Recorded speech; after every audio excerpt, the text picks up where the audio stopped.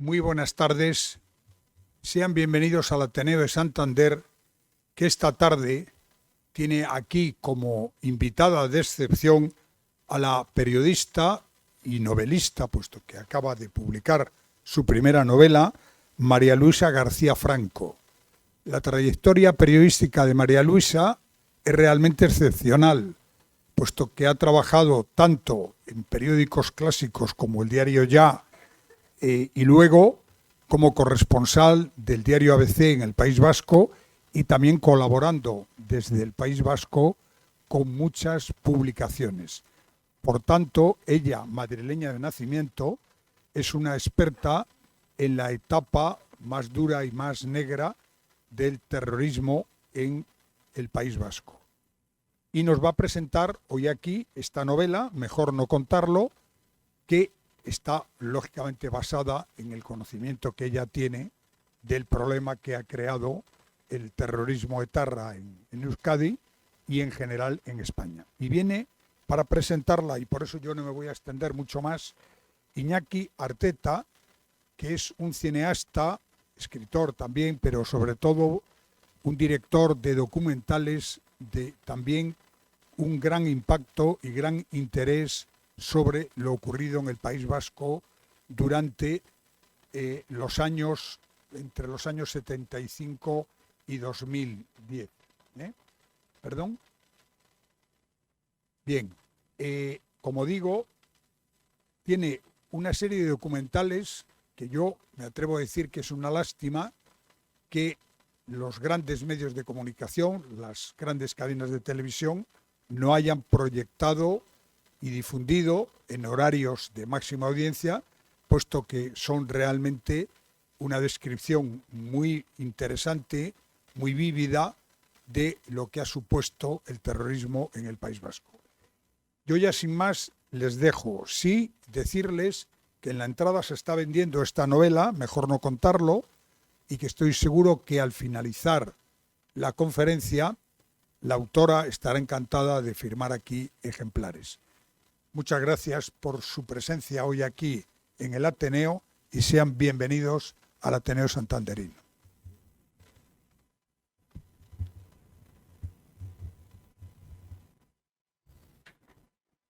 Hola, buenas tardes a todos. Gracias por la presentación, por tus amables palabras. Bueno, yo he estado aquí muchas veces con mis cosas, vas a decir, ¿no? Con algún libro y con alguna otra una de las películas, yo creo que hemos estado, y con Jesús Lainz presentando algún libro tuyo, tú alguno mío. Me resulta muy familiar este sitio, ¿no? Y en esta ocasión, bueno, vengo de ¿cómo se dice? En el mundo del toreo, de subalterno, vas a decir, de María Luisa. Nos conocemos de hace muchísimos años, ya hace muchos años ya, ¿no? Entonces, a estas edades, ya de todo hace muchos años. Pero yo trabajé en prensa de fotógrafo durante, pues desde mediados de los 80 hasta a finales de los 90. Y bueno, nos cruzábamos. Yo era del gremio de los fotógrafos y ya de los periodistas yo hablaba más con los fotógrafos, lógicamente, cuando ibas a los sitios. Pero bueno, nos conocemos de compañeros de profesión, más o menos, de toda la vida, ¿no? Así como la época en la que yo trabajé de reportero gráfico me ha marcado mucho, ¿no? Para acercarme a la realidad y para todo lo que he hecho después, ¿no? Pues entiendo perfectamente cómo ella y supongo que algunos otros periodistas o también algunos fotógrafos, pero no todos, es decir, es interesante esto de que todos los que trabajamos en prensa durante tantos años ahí en el País Vasco y vimos lo que era el resultado del terrorismo y conocimos a los que lo defendían porque íbamos a lo mismo a un atentado, al resultado de un coche bomba o de un disparo y 2 días después a una manifestación de de HB, donde se gritaba ahora ETA o ETA mátalos, ¿no? Bueno, todo estaba en el mismo paquete de la actividad periodística, ¿no? Y lo que me resulta curioso, como tantas cosas del País Vasco o de la ciudadanía del País Vasco, que ha contemplado durante tantos años tanto horror, es que ni todos los fotógrafos ni todos los periodistas eh, hemos hecho una digestión similar de lo que estaba pasando allí, ¿no? Como el resto de la sociedad. El resto de la sociedad aguantó 100, 200, 250, 300 asesinatos de diferentes maneras, ¿no? Muchos de ellos de manera, vamos, como quien ve llover, ¿no? Y sin embargo, pues María Luisa le ha servido la experiencia de su trabajo periodístico para posicionarse en un lugar muy, muy determinado con respecto a lo que ha ocurrido, y eso es el destilado de esa experiencia. Yo entiendo que es esta novela y seguramente otras que se han quedado en el tintero o que pueden venir después, no lo sé, pero cuando se hace una novela o una ficción siempre hay otras historias que se descartan o que pueden ser posibles historias tan interesantes o son decisiones del autor, ¿no? Pero yo creo que es evidente que en esta novela se palpa realidad por todos los lados, ¿no? Cuando hace como 8 años, ahora veníamos hablando de eso, ¿no? Hace 8 años se acercó a mi oficina de la productora con un manuscrito que era algo que podía ser o un libro o una película, ¿no? Algo que había escrito ella, que era este libro. Y yo lo leí y me pareció muy interesante, pero claro, yo no podía hacer ni una película ni un libro. Bastante conocer las mías, que son, digamos, de bajo presupuesto. Además es documental, esto es una novela de ficción, ¿no? Pero me pareció muy interesante. Pues nada, pasa el tiempo y gracias a que ella se ha movido y tuvo fue finalista en un concurso de novela, pues este libro se ha editado, ¿no? Y cuando nos cambiamos el libro, mi libro que he escrito hace unos meses, y este, pues fue para mí un gusto leerlo, y te vas metiendo en el libro de una manera muy fácil y se lee muy bien. Y yo no soy nada aficionado a la novela, debo decir. Sí me gusta el cine de ficción, pero la novela se me hace un poco más cuesta arriba. Quiero decir que prefiero el ensayo o las cosas así digamos, de no entretenimiento, ¿no? Pero bueno, también leo algunas novelas, pero dentro de las cosas que elijo para leer, nuestra novela. Pero la cogí con mucho gusto, no solo porque la habías escrito tú, María Luisa, sino porque el tema prometía, ¿no? Y la trama tiene dos aspectos diferentes. No voy a destripar el libro, voy a procurar no destripar el libro, que es lo que faltaba para estas cosas, estos momentos, ¿no? Pero tiene, por una parte, es una radiografía del miedo. Digamos, el personaje principal empieza a sentir la persecución, está ambientada en los años 2000, ¿no? En los últimos años del terrorismo, pero en los años en los que más se extendió el terror. Se amplió de los servidores del Estado, guardias civiles, militares, policías, a periodistas, en su momento profesores, en fin, como ya sabéis, todos los ámbitos sociales fueron golosos para el punto de mira de ETA, ¿no? Y en esos años, aunque no fueron los años más sangrientos cuantitativamente, pero esa extensión del terror le produjo a muchas personas que no se habían sentido hasta entonces objetivo de ETA, les produjo una sensación escalofriante, ¿no? La de pensar, "Ay, a ver si me va a tocar a mí", ¿no? Era el propósito de los terroristas, ¿no? Estaba, de alguna manera, que estaba bien planificado, ¿no? Y en este trabajo, María Luisa ahonda como casi desde un punto de vista psiquiátrico o psicoanalítico el perfil de una persona que hace un trabajo dentro de la sociedad, un trabajo como otro cualquiera. No voy a decir cuál es, ¿no? Ya lo dirás tú si eso. Eh, y empieza a verse acosada, y lo que significa eso para una persona, ¿no? Hablar de ello, no hablar de ello en un ambiente tan cerrado como ha sido el País Vasco, ¿no?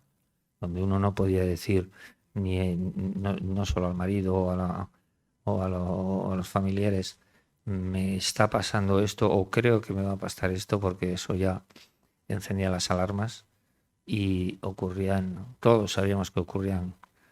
Eso producía efectos personales muy, muy extraños, ¿no? De gente que se te podía alejar de ti, como que te empezaran a mirar mal, como que te pudieran delatar por una serie de contactos, que la información de que tú eres no sé qué, pues puede llegar a uno de los chivatos que tenían la banda terrorista, ¿no? Empiezan a pasar cosas que se describen perfectamente aquí, ¿no? A mí eso es lo que me parece sorprendente en esta novela, es la inmersión que hace la autora en el personaje principal, el que se ve envuelto en una trama casi de ficción, pero que es la que ha vivido muchísima gente en el País Vasco, ¿no? Imaginaros un profesor o un periodista que tenga que estar pensando en su familia cuando va a coger el coche, o pensando si teniendo la duda de si esa noche va a llegar a casa a dormir, ¿no?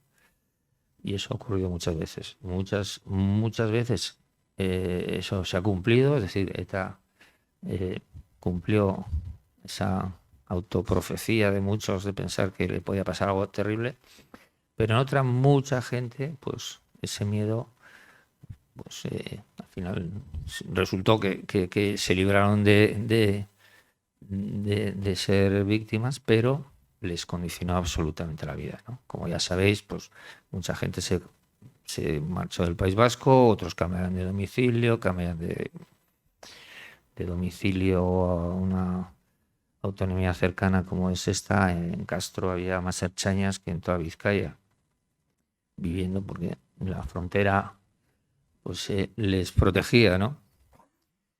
Y, y esa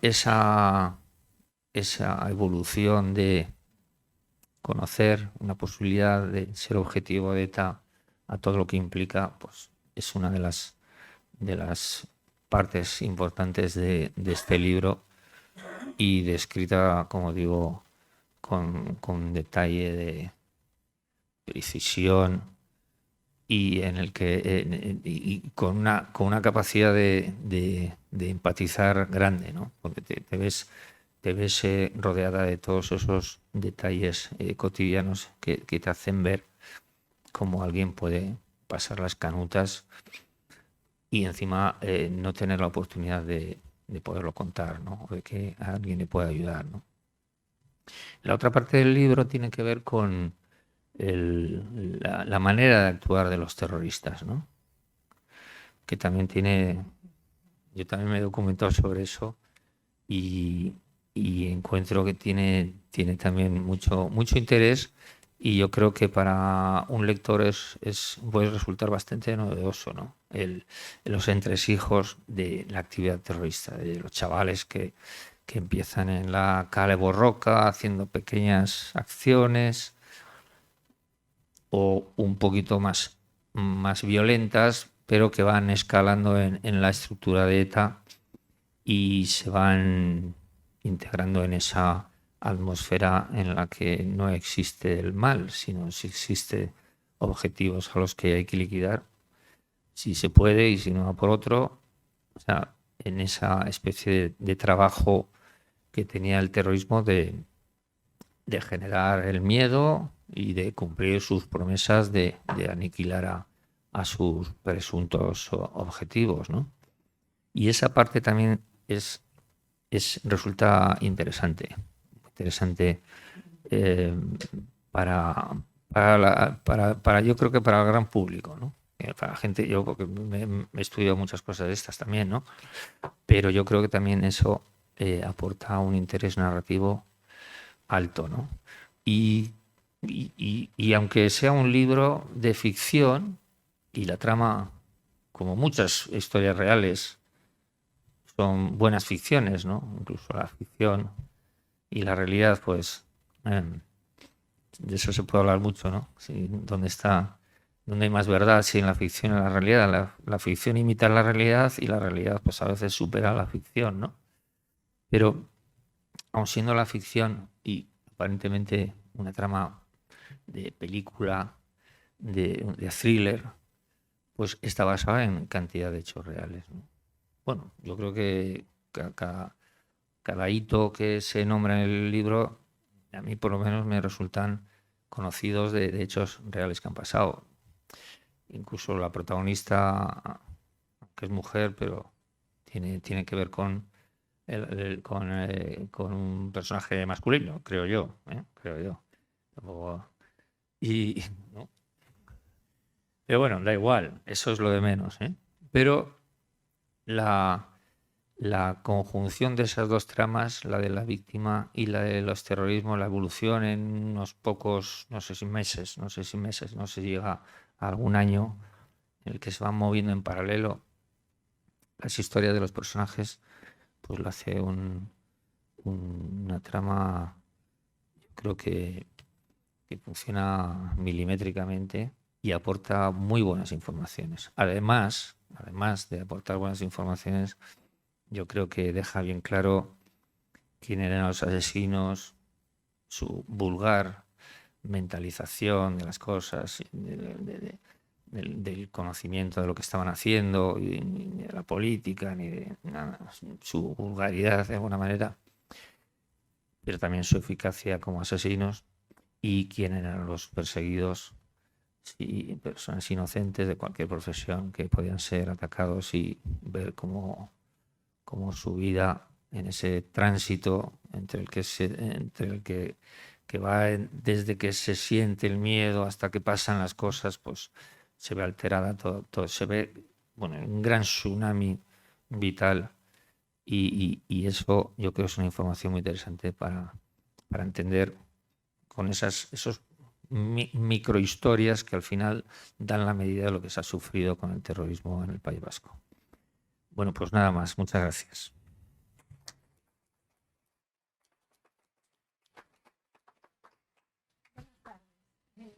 En primer lugar, sí, ya lo tengo. Bueno, en primer lugar quiero dar las gracias al Ateneo y a su presidente, Manuel Ángel Castañeda, como anfitriones de la presentación en Santander de mi novela Mejor no contarlo. Una novela que pretende contribuir desde la literatura a la memoria de lo que se vivió en el vecino País Vasco en un tiempo en el que la existencia de una banda terrorista mantenía en el aire la ley del silencio. Agradecer también la presencia a mi lado del director de cine y guionista Iñigo Arteta, siempre dispuesto a dar un paso al frente cuando se trata de apoyar a quienes sufrieron la amenaza de ETA.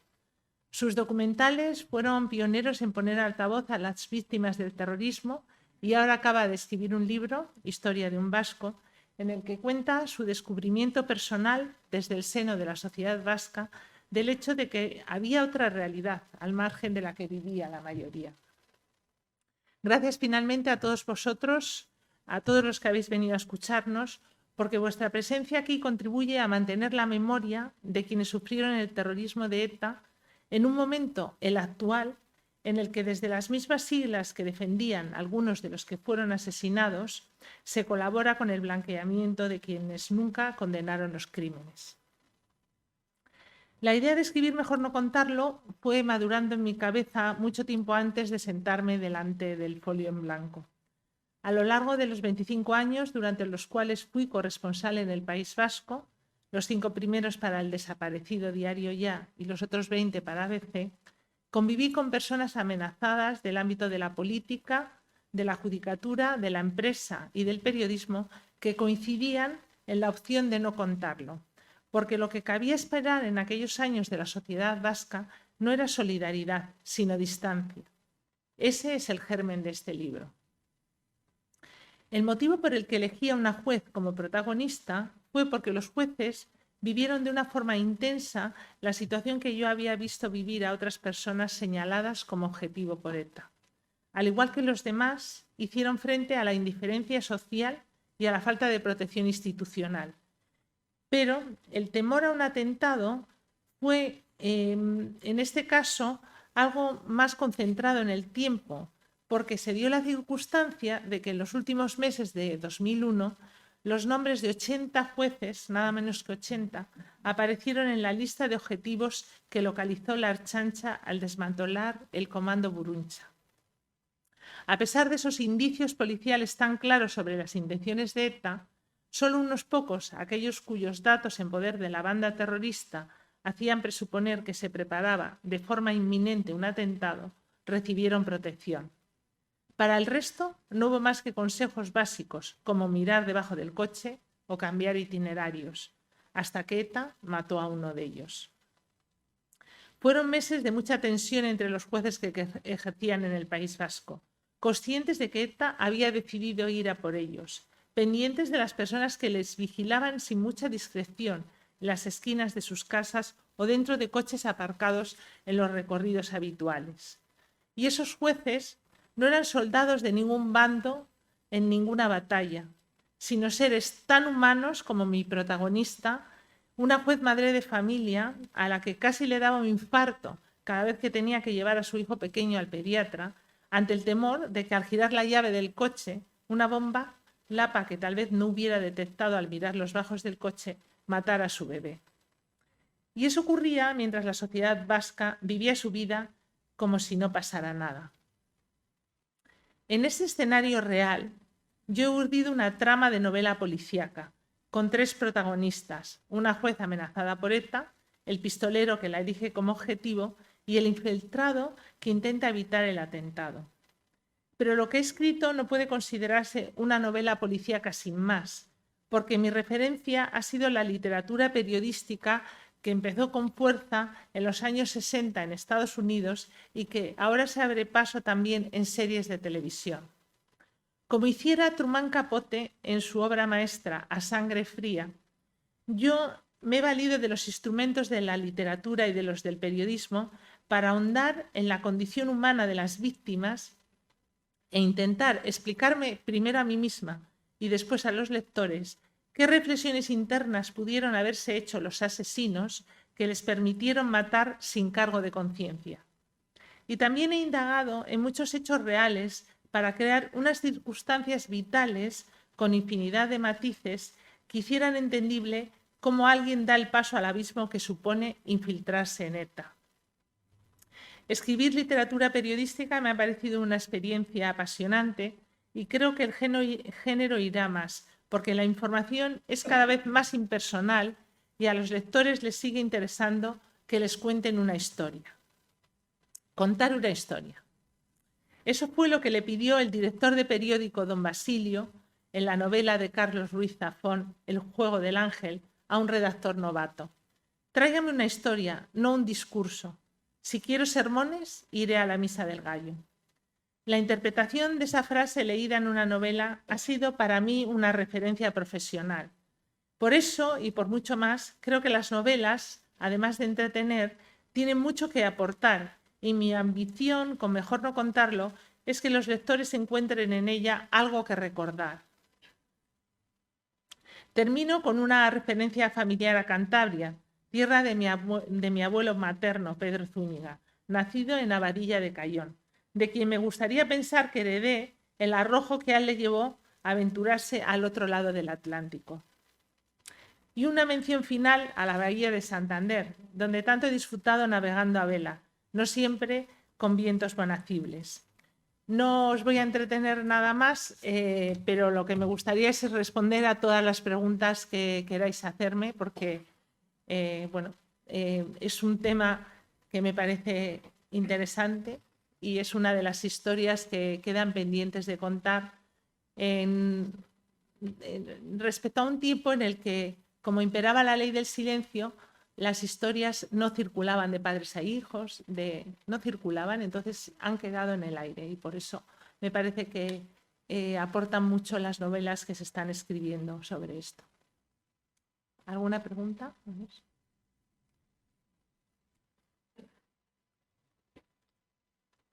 Sí, buenas tardes. Bueno, tal día como hoy, hace 25 años, asesinaron a Miguel Ángel Blanco en Ermua y eso supuso, al menos pareció, que la sociedad vasca iba a reaccionar frente a los asesinatos de ETA.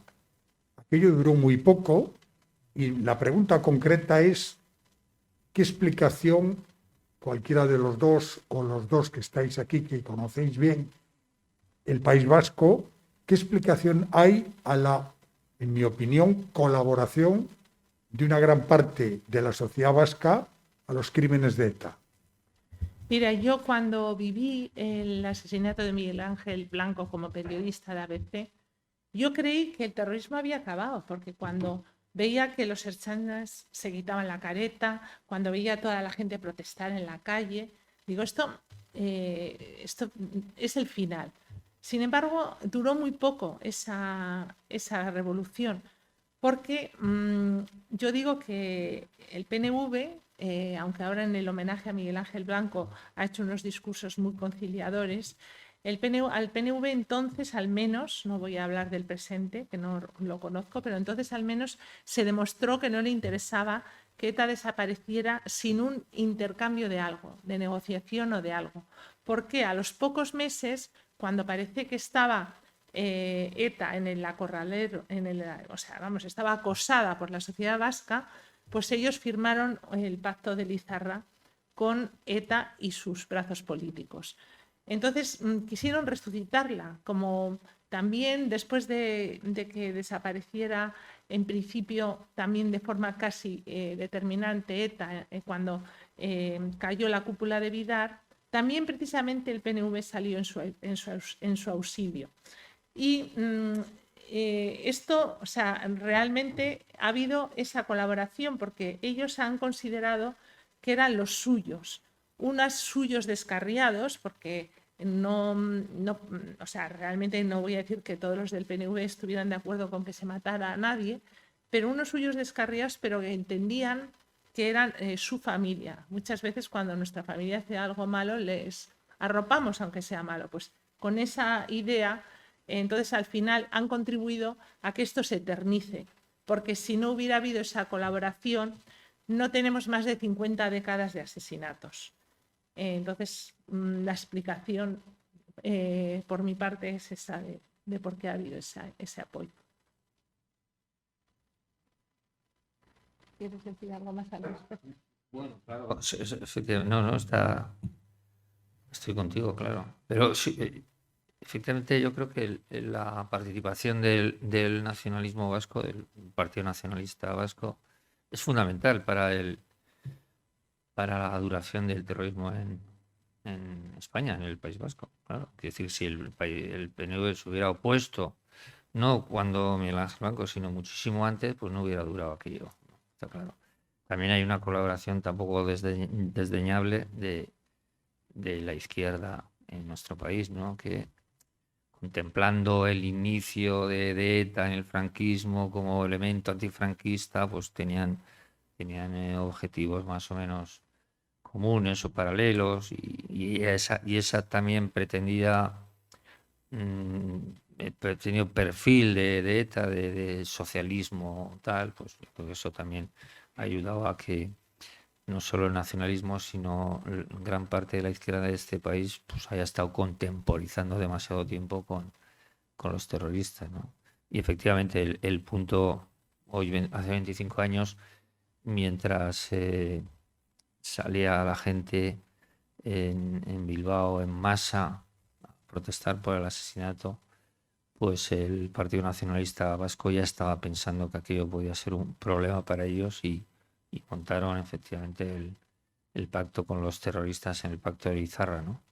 Y luego también yo creo que es lo mismo, o no sé, o la falta de coraje cívico o de no mantener el coraje cívico que se demostró aquellos días, pues hizo que 55 días después, cuando ETA volvió a matar en Basauri a un policía nacional, Daniel Enciso, pues en las mismas calles de Bilbao donde habían pasado más de 100.000 personas manifestándose, protestando por el asesinato de Miguel Ángel Blanco, pues estuviéramos, pues yo recuerdo que estábamos 300 personas, ¿no? Gesto por la Paz convocó a 80 personas después de 55 días de un asesinato que nos conmovió. Es decir, el coraje cívico duró poco.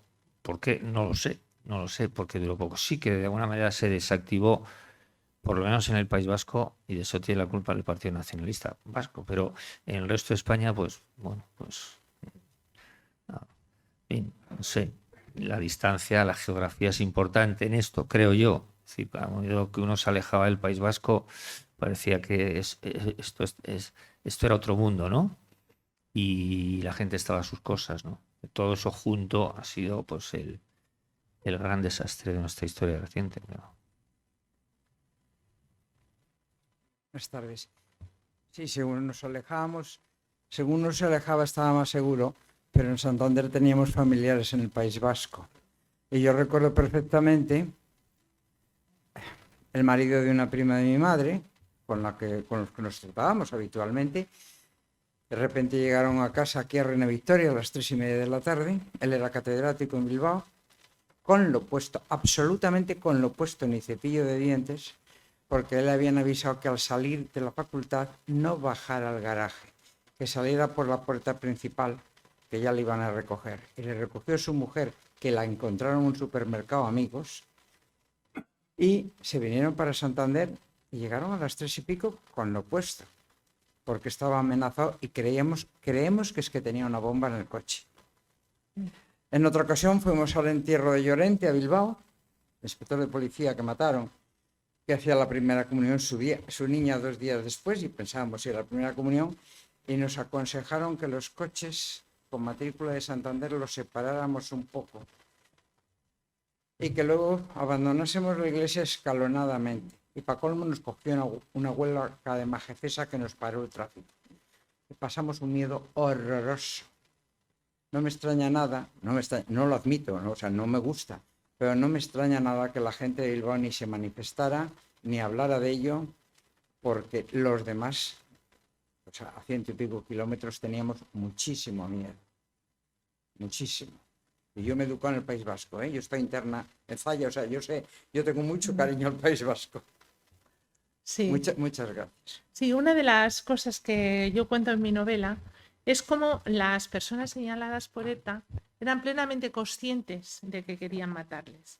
O sea, que no era, pues yo vivo mi vida normal y de repente me matan a mí. No, o sea, generalizaron el miedo porque, pues, por ejemplo, pues a los periodistas de estos medios, a los jueces, ellos iban señalando a su gente y, bueno, matarían a 5, 800 y pico, pero vamos a poner el ejemplo, matarían a 5, pero estaban metiendo miedo a 500 igual que esos 5. Entonces, estaban 500 pasando miedo. Y yo reivindico un poco la historia, porque digo eso, que hay muchas historias pendientes de contar, no solo de los que murieron y de sus familias, que es un drama que tenemos todos muy presente y nadie tenemos ninguna duda del horror que fue, sino que quiero que la gente amplíe un poco más su visión y vea que hubo mucha más gente sufriendo. Hubo mucha más gente sufriendo porque hubo gente que tuvo mucho miedo, y si las personas aquí que seáis madres, mucha gente que tuvo miedo que mataran a sus hijos por su culpa, porque encima la madre pensaba que era su culpa porque iban contra ella, que la iban a matar. En mi caso, en la novela, es una juez que tiene miedo, que ella dice, voy a matar a mi hijo. No, lo van a matar los etarras, pero ella piensa que es por su culpa y eso. Entonces, todo ese drama fue muy extenso. A mí me gusta mucho contar, porque la entrevisté muchas veces, cuando yo hablaba con María San Gil y ella no le importaba 33 que le mataran a ella, o sea, lo veía yo clarísimo. Lo que le preocupaba es que al matarle a ella se quedaban sus hijos sin madre. ¿Me entiendes? O sea, que realmente todas estas novelas, pues me preguntaba una periodista que me hizo una entrevista, ¿y queda algo más que contar de lo que ocurrió? Digo, queda muchísimo que contar. A lo mejor por eso yo creo que tienen que ser novelas, porque la verdad, ¿quién se va a leer ahora un ensayo? Francamente, no. O sea, bueno, sí se lee. Vale, tu ensayo sí, porque el tuyo es muy bueno. Historia de un vasco es muy bueno y os voy a contar por qué. Porque él habla desde como niño criado en el mundo nacionalista, cuando se dio cuenta de que había otra realidad aparte de la que a él le enseñaron. Ese tipo de ensayos son ensayos en primera persona que sí merece la pena. Bueno, todos merecen la pena, pero vamos a ser sinceros. Lo mismo que aquí ha venido poca gente porque hacía sol y no era el momento, pues realmente para que nos interese algo tenemos que conseguir que la gente se entretenga. Entonces yo, por ejemplo, decidí, yo voy a hacer una novela, y voy a hacer una novela de suspense, que me digan que no pueden dejar de pasar las páginas, porque realmente es muy difícil, con todo el bombardeo de cosas que recibimos ahora, que podemos escuchar, ver cualquier serie, con todo el bombardeo de cosas, es muy difícil que nos paremos a pensar cosas que pasaron, ¿no? Y yo creo que esta historia reciente, de la que están saliendo muchas historias, la literatura es una forma muy buena para contarlo, sobre todo también porque puedes ahondar en los personajes, ¿no? Yo cuando escribía la crónica de un atentado, pues ¿qué vas a escribir? Pues precisamente lo que ha ocurrido, cómo está la persona, si ha muerto o no, y quiénes son los posibles autores. Pero luego te das cuenta que hay muchas historias, muchas personas que tienen unas vivencias que son como para hacer una novela. Entonces, por eso yo, cuando leía Sangre Fría de Truman Capote, digo, pues esto es lo que habría que hacer para contar esto, porque él, que era un periodista, muy bueno, por cierto, pues se fue a Estados Unidos, a la América profunda, a intentar entender por qué una banda de 3 forajidos pudo matar a sangre fría a una familia de gente normal, que no tenía además nada que robar, ¿no? O sea, y lo que quería es entender lo que había motivado a los que mataban, y también explicar a la gente que era una gente inofensiva a la que había sido asesinada, una gente tan inofensiva como el 90% de las personas. Y entonces, por eso yo pienso que la novela es importante, porque te permite ahondar en las personalidades de la gente. Y luego también, para que se entretengan las personas, tienes que urdir una trama. Y bueno, pues a mí me parece que eso es muy entretenido. Y para leer, y también pues como series de televisión, porque ahora estamos viendo cosas, episodios de la historia que, bueno, que tampoco se profundizaron en su momento, pero les ponen caras y ojos a los protagonistas y tú estás viendo cómo vivía esa gente. Bueno, me parece como muy interesante, es una forma como más moderna, porque no nos vamos a ir a esperar a que vayan a hacer novela histórica con esto. Seguramente podremos hacerla ahora más cerca que si vienen dentro de 200 años a hacernos una novela histórica con lo que ocurrió aquí. ¿Tú crees que se ha acabado ETA? Sí, ETA yo creo que se ha acabado. Lo que no se ha acabado es todo su conglomerado de apoyo, pero ya no nos van a matar, en mi opinión. Lo que pasa es que el conglomerado de apoyo tiene mucha fuerza, tanta fuerza que ha conseguido que el gobierno nos vaya a contar la historia de quiénes son los buenos y quiénes son los malos. Pero ETA, por lo menos, lo que es la banda asesina no va a poder, o sea, ya por lo menos todos los expertos de la lucha contra el terrorismo la dan por aniquilada. Y yo quiero creer que es así. Sí. Buenas tardes. Bueno, muchas gracias por atender a este tema, o bien en forma de novela o de ensayo, y hacer que todos los demás pues nos demos cuenta de esos tiempos que hemos vivido tan difíciles. Y yo quería preguntaros, vosotros que habéis estudiado tanto este tema, ¿qué opinión tenéis sobre la actitud de la Iglesia vasca en este asunto y en estos tiempos? A ver, Iñaki Arteta va a contártelo porque él, en Gracias. uno de sus documentales tiene todo tuyo. Háblalo. Sí, tú ya sabes que tienes unos documentales muy Sí. claros sobre este tema. Bueno, sí, ya entrevistamos Bueno, hemos sacado varios sacerdotes en varios documentales, ¿cierto? Uno fue a Monseñor Setién, muy conocido por, en fin, por ser santo en la tierra, no, luego no sabemos lo que habrá sido él. Pero, claro, evidentemente la participación de la Iglesia es otra pieza de ese puzzle que no es tan simple como hay unos tíos que quieren matar a otros. No, todo es un complejo. Decíamos hace un momento la actitud de la ciudadanía, la actitud del Partido Nacionalista, de la izquierda, por la Iglesia está ahí también. Está ahí porque en los tiempos en los que empieza ETA, bueno, ETA nace en un seminario, la reunión es un seminario, ha habido curas implicados, detenidos, han ayudado a terroristas a escapar, a poner una bomba, han pasado tiempo en la cárcel, incluso algunos se integraron en ETA directamente, ¿no? De hecho, en mi última película entrevistamos a un asesino que cuando mató en ETA era cura, lo dejó de ser cura estando en la cárcel. Y le preguntamos además, ¿pero usted cuando se metió en ETA creía que hacía el bien? Y dice, pues claro. ¿No?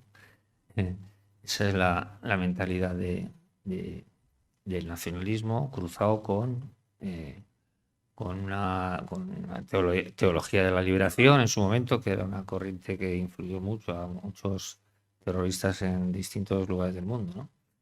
Y entonces, la influencia también de los sacerdotes de la Iglesia en general en la ciudadanía pues era muy superior a la de ahora. Imagínate, ¿no? El cura, el médico tenían influencia sobre la gente. Además, la mayoría de los educadores eran curas, ¿no?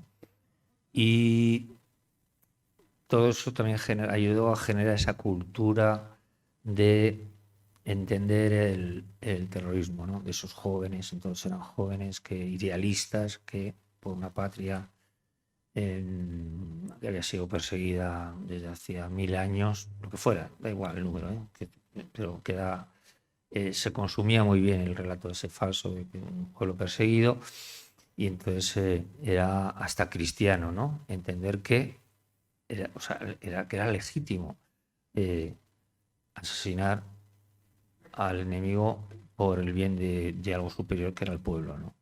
Entonces esa cultura salió de la Iglesia y ha sido pues una de las raíces más profundas que ha tenido el terrorismo, ¿no? Quería si podéis entrar un poco en el tema de la postura de Francia con respecto a ETA, o la colaboración, o como queráis llamarlo. Bueno, en mi novela, ya cuando están viviendo en Francia ya no lo tienen tan fácil porque ya, empezó el Estado francés a implicarse, pero se cuenta cómo vivían en el sur de Francia los etarras. Bueno, allí es donde estaba la cúpula de ETA, donde ellos pues robaban unos unos coches para llevarlos a España, robaban explosivos, tenían ahí toda su infraestructura. Pero ellos a cambio no mataban en Francia. Luego al final el último crimen de ETA ya sabéis que fue un gendarme francés de pura casualidad, pero ellos a cambio no.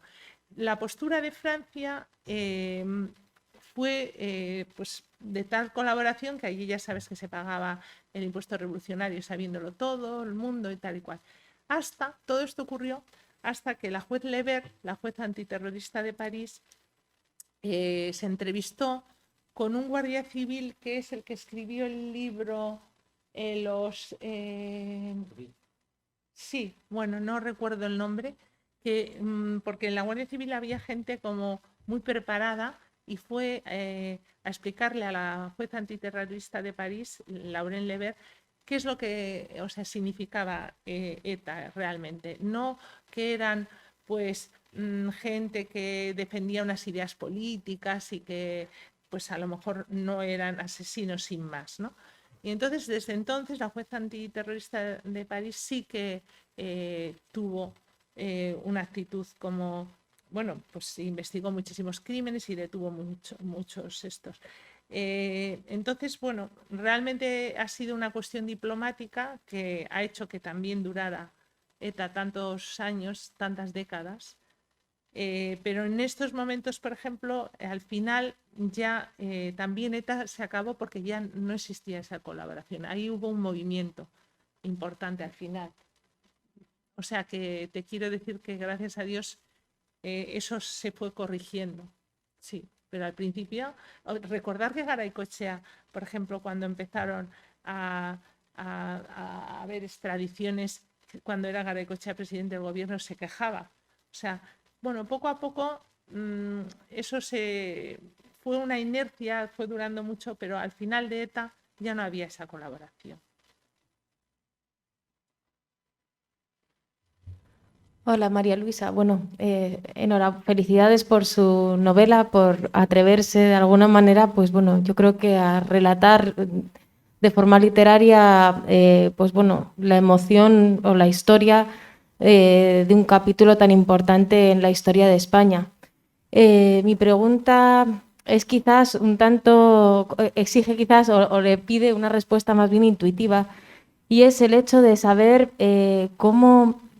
cuál es el interés y el conocimiento que tiene actualmente la juventud vasca sobre este capítulo de nuestra historia. ¿Qué mecanismos o intelectuales pueden despertar quizás el interés de los jóvenes vascos y de alguna manera de los jóvenes en España sobre esta historia que de alguna manera, pues bueno, no es tan lejana en nuestro tiempo de alguna manera, pero que quizás no sabemos cómo se va a trasladar de alguna manera o cuál cree usted que va a ser el devenir de este capítulo de nuestra historia en nuestras generaciones futuras. Yo creo que los jóvenes vascos no tienen ningún interés en esta historia.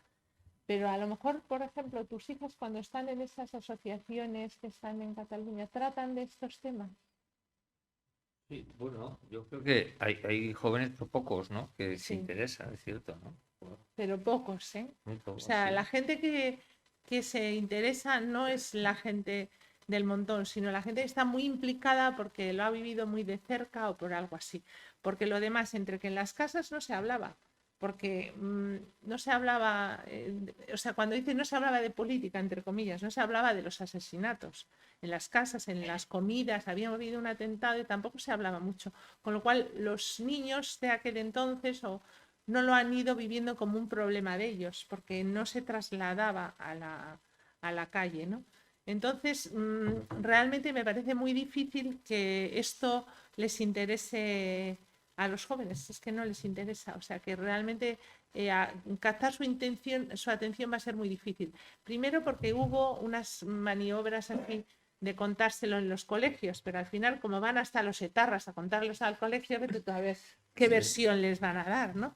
Entonces, en eso soy yo muy escéptica. Yo creo más en el trabajo de los que vamos escribiendo una cosa por aquí, otra cosa por allí, un documental por aquí. Creo más en ese trabajo que en que vaya a surgir algún interés en los jóvenes, sino que vaya calando pues, a través de muchas pequeñas cosas que se cuentan, el que quede una memoria plural de lo que ocurrió, ¿no? Bueno, es que es tan difícil conseguir esa memoria plural cuando se negocia con el gobierno lo que nos vamos a acordar de ETA, o sea, va a decir Bildu que fue el que estuvo detrás de los asesinatos, entre comillas, detrás, si no detrás, los apoyó o no los condenó o lo que quieras decir, resulta que él va a decir cómo vamos a tener una memoria histórica que se va a aprobar el jueves ese tema en el Congreso. Entonces, pues sin toda esta labor de todas estas personas que estamos como contando historias de lo que ocurrieron, pues probablemente no va a haber nunca una memoria plural de lo que ocurrió. O sea, y a ver, dicen, no, ahora se están publicando muchos libros sobre ETA. Digo, pues es que yo creo que se deberían publicar más, porque hay muchas historias pendientes de contar. A mí, por ejemplo, hay un tema que yo ya no voy a entrar, pero me parece muy interesante, que es el de las vidas rotas, la gente que perdió sus raíces. O sea, toda la gente que conozco yo de Madrid, que, o sea, que están en Madrid y que sus hijos no saben nada del País Vasco, porque al volver a casa, porque como les habían amenazado, ahí cuando estuvieron en el País Vasco no se decía nada y fueron a Madrid y querían olvidar. Con lo cual hay gente que no sabe nada más que sí, que sus abuelos o sus padres vinieron a Madrid porque les amenazó ETA, pero no saben nada más de la historia, porque no se hablaba. Lo de la ley del silencio es muy fuerte, es muy determinante de todo lo que tiene relación con ETA. Es como pues como pasa en Italia, que el que habla en las mafias se lo cargan. Bueno, pues esto es otra historia, no voy a utilizar la misma palabra porque no es el mismo fenómeno, pero realmente aquí todo el mundo se preocupaba de no hablar. Por si acaso me van a decir que soy de estos o por si acaso me va a salpicar algo. Yo creo que has dicho, creo que has dicho interés intelectual. El interés intelectual con la juventud está reñido, ¿no? Es verdad, bueno, yo he sido tonto también, o sea, no he sido ni un niño prodigio. O sea, hay que poner los niveles si hablamos de jóvenes de 16 años o de 25 también esos, ¿no? Esas encuestas que se hacen de los jóvenes que no tienen idea ni quién fue Miguel Ángel Blanco y tal y cual, pues de chavales de 18 años, pues instituto, digamos así, aparentemente son muy reveladoras, porque bueno, nos tiramos todos de los pelos, yo menos, pero nos tiramos de los pelos en cuanto a que, joder, pero vamos, que hemos hecho que los chavales no saben nada. Bueno, hemos hecho muchas cosas, pero yo tampoco con 18 años no tenía ni idea de la guerra civil ni nada. O sea, ahí vuelve a haber muchos factores para explicar estas cosas, ¿no? Y a mí se me escaparán algunos seguramente, pero los padres no lo han contado por lo que dice, por proteger a los hijos. Los padres que sobrevivieron a la guerra civil querían que sus hijos vivieran bien, que no conocieran otra guerra, no les transmitieron odio y tal, y bueno, que vivan bien, mejor que nosotros, ¿no? Yo creo que eso es una cosa generacional bastante común, ¿no? La gente que no lo hemos vivido, pero lo hemos sufrido de alguna manera, pues bueno, pues aunque luego alguna de mis hijas salga guerrera, pero no les he transmitido, bueno, hay que seguir peleando tal y cual. Bueno, pues no, bueno, pues si aprenden algo o se fijan en algo bueno que ha hecho su padre, pues estupendo, ¿no? Pero la mayoría de la gente que no ha hecho nada frente al terrorismo, frente a todo lo que pasó, sobre todo en el País Vasco, pero también en el resto de España, ¿no? Pues tampoco quiere hablar, porque no ha tenido una posición, una actitud muy decente, muy decente, ¿eh? Entonces eso también hace que uno deje de hablar de su pasado, ¿no? Pero luego con los jóvenes yo creo también la sensación de que cuando crecemos algunos echamos a pensar. No todo el mundo echa a pensar, ni mayor, ni con 50, hay gente que no, ¿eh?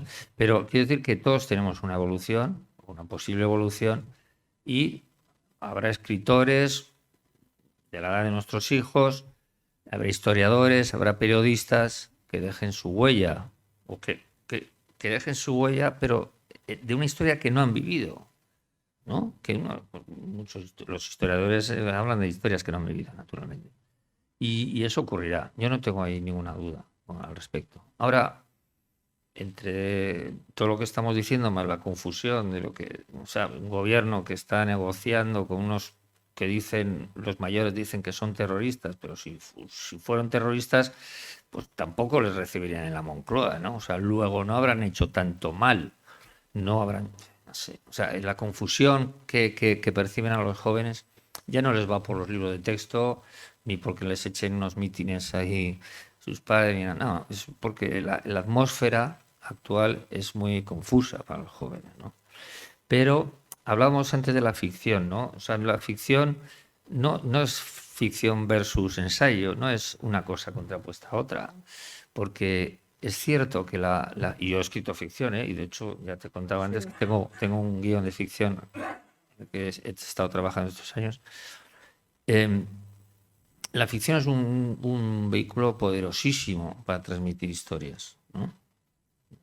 Historias, no la historia. La historia es una cosa, el ensayo es otra, y la ficción, la novela, puede ser de puro entretenimiento, sí, pero lo importante ya no es ensayo, ficción, sino que sea que haya, tú lo has dicho antes, que dé a entender cosas, que la gente pueda entender cosas interesantes, cosas reales, no que hayan sucedido exactamente como en la ficción, sino que sean verosímiles, que sean capaces de transmitir las emociones, los sentimientos que no hemos tenido en persona. Todos conocemos de historias de Vietnam y de la guerra civil, a través de historias, sobre todo muchos, a través de historias de ficción, ¿no?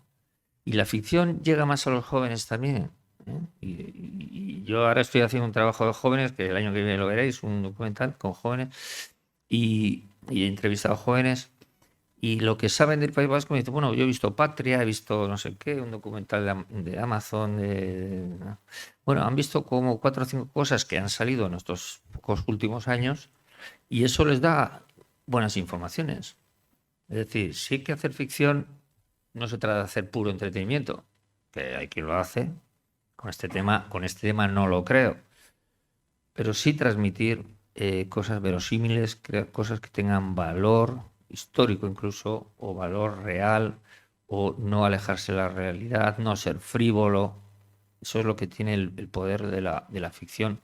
Y para los jóvenes, yo estoy seguro, de que en los próximos años de lo que van a aprender van a ser de las historias que, de alguna manera, siempre que sean honestas, pues puedan transmitir a través de una buena película, insisto. No hay buen ensayo, o sea, no hay ensayo ficción, sino hay buenos libros.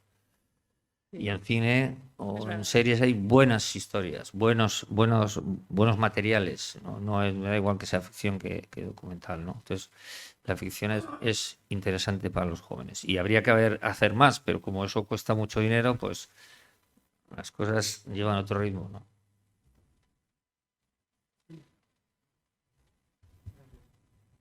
¿Se oye, verdad? Sí. Sí. Sobre este punto que estamos tratando ahora, en noviembre apareció una encuesta que se había hecho entre varios miles de estudiantes, en concreto navarros, no vascos, pero bueno, al fin y al cabo viene a ser lo mismo. En lo que se refiere a ETA, sí, quiero decir. Acabo de ver las cifras ahora para tenerlas frescas. Resulta que el porcentaje de estudiantes de instituto navarros que conocen quién fue Miguel Ángel Blanco, al que hemos mencionado antes, asciende al 0,5%. El porcentaje de estudiantes que justifican la violencia para la consecución de fines políticos asciende al 26%, y el porcentaje de estudiantes que no saben, de estudiantes navarros, insisto, que no saben qué fue ETA, o que ETA existió, asciende al 57%.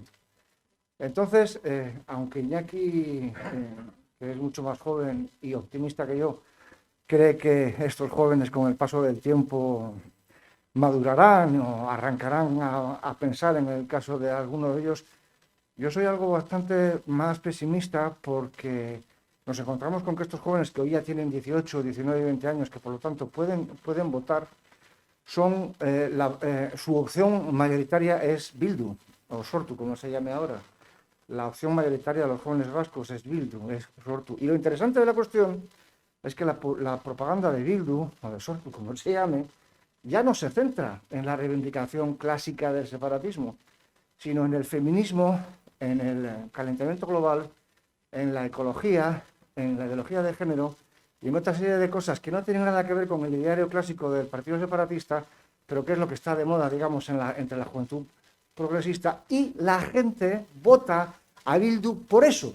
Es decir, que nos encontramos con que de aquí a muy pocos meses es posible que el próximo Lehendakari sea el dirigente de Sortu, con el apoyo de Pedro Sánchez, por cierto, al cual han votado por el cambio climático, por la ideología de género y por cosas así. Entonces yo creo que el peligro es tremendo de aquí a los próximos años, precisamente debido al olvido de la juventud y al adoctrinamiento paralelo de la juventud. No sé si estáis de acuerdo conmigo o no, quisiera saber vuestra opinión. Gracias. Bueno, a ver, yo sí creo que podemos tener un Lehendakari que esté apoyado por los socialistas y por Bildu, sí. Pero bueno, esas manipulaciones no están, en mi opinión, tan relacionadas con o tan centradas en Bildu, sino que, si te fijas, esas manipulaciones pues las acabamos de vivir. Cuando los populismos han entrado a trapo, pues defendiendo cosas, como has dicho tú, como en principio pues ecología, no sé qué, no sé cuántos, luego la gente se ha dado cuenta de que eran un chasco y que no servían para gobernar. Pero yo eso no lo relacionaría con saber o no saber lo que es ETA, sino que realmente hay muchas corrientes que están manipulando no solo a los jóvenes, sino a todas las personas. Y si no, ¿cómo se va a explicar que de repente sale un partido como Ciudadanos, de repente desaparece Ciudadanos y son los populistas? Después los populistas ya no están de moda, ya los no sé qué y ahora no sé cuántos. O sea, realmente ahí no es que todas las masas cambien de opinión, sino que hay unas manipulaciones muy fuertes entre los medios de comunicación, y eso no lo relacionaría directamente con ETA, sino que en este país, en este mundo que vivimos ahora, de redes sociales y de la forma en que se informa la gente, hay mucha posibilidad de manipulación.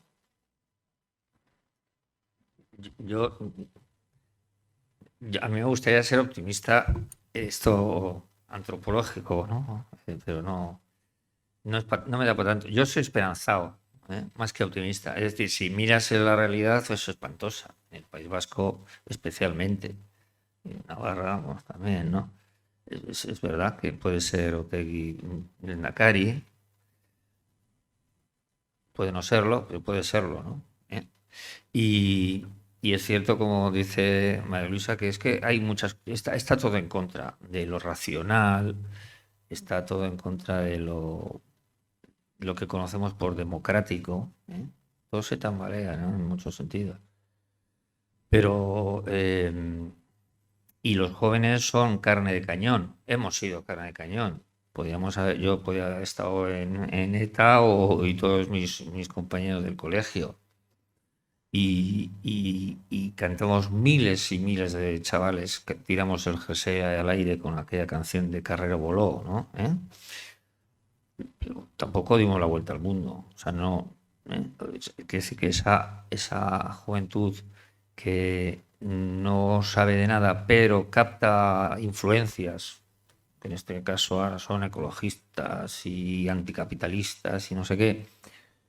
En la época en la que describo mi adolescencia en el libro y tal, como la de muchos de vosotros que también compartís más o menos la edad y tal, ¿no? Pues entonces era el comunismo, lo nacionalista en Euskadi y el comunismo, o sea, y lo radical, ¿eh? Y no habíamos ni conocido a Franco ni nada, ni sabíamos lo que era democracia, no teníamos ni idea de nada, y antinuclear y todas esas cosas. Pero yo creo que son corrientes que efectivamente en el momento no se sabe a dónde va a llegar. No podemos ser adivinos. Pero no llevan relación directa con, como decía antes, no llevan una relación directa ni siquiera la educación, que en mi caso fue de sacerdotes. Estaban 1000 chavales ahí, igual salió un cura, uno de 1000. Tampoco tuvo una influencia la religión. Y estudiamos formación del espíritu nacional también, y tampoco salimos ahí franquistas y redentos, ¿no? O sea, quiere decir que la influencia del colegio, más los padres probablemente, yo creo que está más en los padres y en algunas influencias externas que pueden ser los amigos o en estos casos pueden ser las redes sociales en el presente las que confunden a los jóvenes, ¿no? Pero sí que existe un peligro evidente, un peligro de que todo vaya a peor, siempre, siempre. Y sí, y ese peligro de que no se entienda bien qué es ETA también por parte de los jóvenes y de que puedan votar y puedan hacer cambiar. No, yo no sé si el voto de la juventud ha influido en este país en alguna elección, en alguna de las elecciones que ha habido en la historia, no lo sé. De la gente tan joven, no lo sé. Igual en la de Podemos, en el ascenso de Podemos puede que sí, no lo sé. Pero tampoco, no soy tan pesimista. O sea, yo procuro ser realista y decir, es verdad, está todo muy mal, ¿no? Es que está muy mal realmente el País Vasco, con lo que nos ha quedado, con lo que hemos visto, que esté triunfando el Bildu, que el constitucionalismo esté desaparecido prácticamente, que de los pocos que estuvimos ahí en primera fila, pues han desaparecido también, ¿no? Que estén en su casa, todos en el sofá ahí, ¿no? Gente mayor que dice, bueno, esto ya, ¿qué voy a hacer ahora, no? Pues eso es bastante negativo, ¿no? Pero bueno, hay que seguir haciendo cosas, eso sí, dejando huellas, todas las que podamos, para que esto se pueda entender mejor algún día. Bueno, yo querría saber su opinión. Estos 25 años de celebración de la muerte de Miguel Ángel Blanco, ¿no ven ustedes más que una celebración, una especie de blanqueo de Yo ETA creo que en el sentido, blanqueo. en el sentido de que, bueno, ahora con esto de memoria histórica es ETA la que se encarga de establecer un guión, ¿no? Con el beneplácito de este gobierno. Entonces, resulta chocante, ¿no? Luego también querría preguntar al director si así como la novela llega más a la gente joven, el cine, no tanto el documental, sino el cine con un guión, con personajes, con caras, ¿no cree que usted llegaría más a esta gente joven que no sabe quién es Miguel Ángel Blanco, no sabe quién es Ortega Lara? Y bueno, pues la verdad es que si ustedes en una imagen, eso sería muy, muy, muy claro, ¿no? Ven el zulo donde permaneció Ortega Lara y se recrean, bueno, sería aleccionador para toda esta gente joven. A ver, yo creo, por ejemplo, que sí que es un blanqueo, porque vemos los artículos que han hecho Sánchez, Urcullus y todo en esto del 25 aniversario, sí que es un blanqueo. Y sí que las imágenes de cine sí que resultan impactantes y sí que pueden ayudar. Pero los blanqueos duran 5 minutos, lo que sea necesario para la coyuntura política, y las imágenes se han dado, lo hemos visto ya. Y bueno, pues no sé si también duran 5 minutos los impactos, ¿no? No sé. No lo sé, no lo sé, sí. Yo lo que no quería es, como he visto que se ha ido alguna gente, no quería entretenerlos más Claro, que igual hay que... porque sí. No, O sea que si sí. queréis alguna otra cuestión, o si no, pues nada ya. No, más que nada para que, como veo que la gente se está levantando, digo que no sea que tienen cosas que hacer. Sí.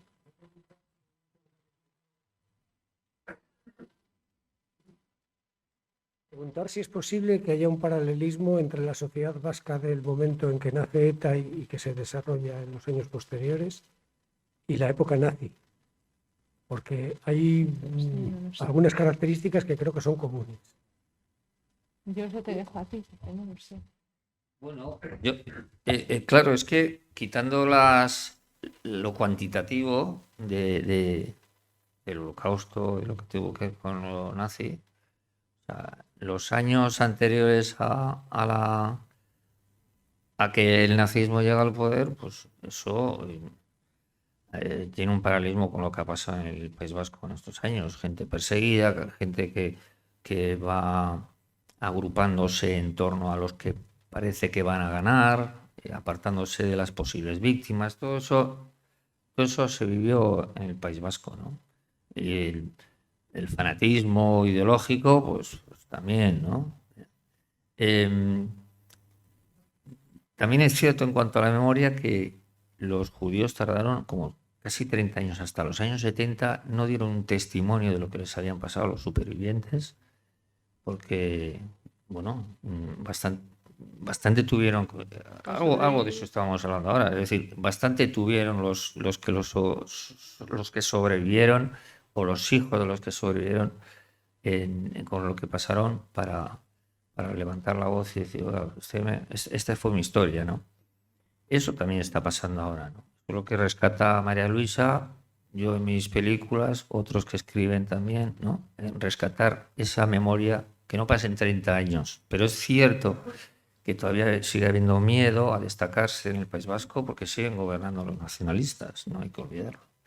No nos van a matar, pero nos van a hacer la vida más difícil, ¿no? O lo hacen continuamente más difícil a los no nacionalistas, ¿no? Entonces, ese miedo, aunque no existe, la banda sigue existiendo. Un miedo diferente, pero a no destacar, a no hablar de ciertos temas, a no pronunciarse y tal, ¿no? Y ese puede ser ese paralelismo, ¿no? También había una película muy interesante, mira, además de ficción, que ahora no recuerdo el título, pero que hablaba de los 10 años, 15 años después de que acabó la guerra y perdieron, se venció a los nazis, cómo muchos mandos intermedios de los nazis se fueron instalando en pueblos, pequeñas ciudades de Alemania, eran concejales, eran jueces, un alcalde, diputado de tal, se fueron colando y evitaron de esa manera, también civilinamente, que la memoria de lo que había pasado se retrasara, en el sentido de que, bueno, había los jueces pues enterraban algunas denuncias de supervivientes que denunciaban a gente que había trabajado en los campos, ¿eh? Todo eso, quiero decir que esos tiempos posteriores a algo traumático son muy confusos, moralmente, éticamente, políticamente, socialmente complicados, ¿no? Y eso se está viviendo en el País Vasco con la diferencia de que si el nazismo perdió, el nacionalismo no ha perdido. No ha perdido. Se dice que está derrotada, pero bueno, todo su espíritu nos invade continuamente. Y hoy más que hace un año, ¿no? Entonces, esa es la gran diferencia y la que lleva al pesimismo también, ¿no? ¿Cómo es posible, no? El nacionalismo, como sabemos, ha estado implicado en el asunto. Los terroristas están ahí gobernando España y tal. ¿Cómo es posible eso, no? Bueno, pues eso da para otro libro, para otra película. Yo no quiero entreteneros porque si no, luego vais a estar pensando que se ha alargado mucho. Bueno, agradeceros de nuevo a todos que hayáis venido. Y sí, bueno, ya. ¿Dónde tengo que firmar? Aquí, vale. Y bueno, sobre todo, que con el testimonio de todos los que estamos oyendo estas cosas, si se van transmitiendo de unos a otros, pues al final es como esas memorias plurales salen adelante y no queda fijado lo que pues a veces puede considerarse manipulación de unas corrientes mediáticas o lo que sea. Si hay gente que está contando historias en distintas versiones de una forma plural, pues es como más fácil pues que tengamos una memoria de lo que ocurrió como más real de lo que fue. Pues muchas gracias a todos.